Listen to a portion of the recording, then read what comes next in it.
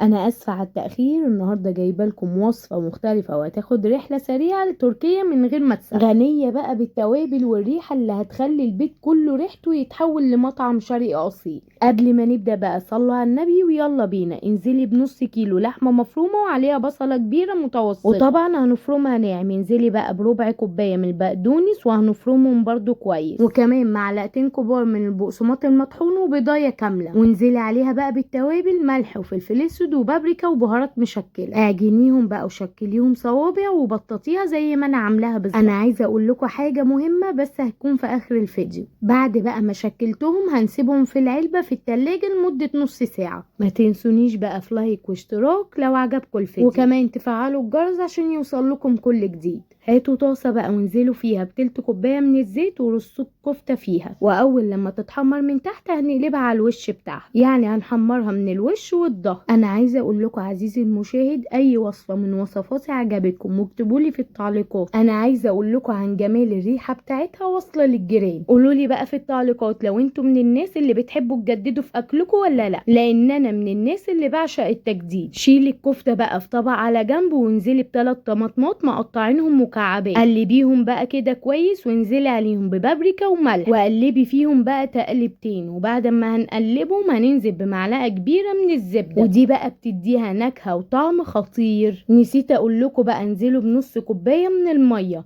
وبعد كده قلبيهم تقلبتين وانزلي عليهم بالكفته. هاتوا بقى اي صينيه وحطوا فيها فلفل الوان اخضر واحمر واصفر، وكمان تقدري تحطي فلفل احمر حراق ده اختياري، وانزلي كمان ببصله متقطعه شرايح. رصي بقى الكفته اللي احنا شوحناها لمده 5 دقايق وانزلي عليها بقى بالصوص اللي باقي منه. تقدروا تدخلوها كده بقى او ممكن ترشوا رشه موتزاريلا وده اختياري. دخلوها الفرن لمده ربع ساعه وبكده تبقى خلصت. انا عايزه اقول لكم بقى عن جمال طعمها ما يتوصفش، رهيبه. الحاجه المهمه اللي هقولها لكم اخر الفيديو، ان في ناس وجودها في حياتك بيبقى زي الظهر، حتى لو اختلفتوا او زعلتوا مع بعض عمره ما يخونك ولا يكسر بخاطرك كمان، ولا بيستغل ضعفك.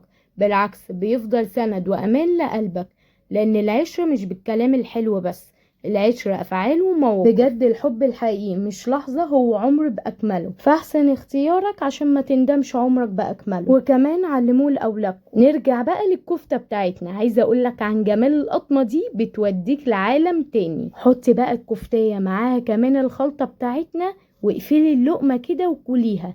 يا سلام، مش بقولك هنسفرك تركيا بدون طيارة؟ صلوا بقى على النبي.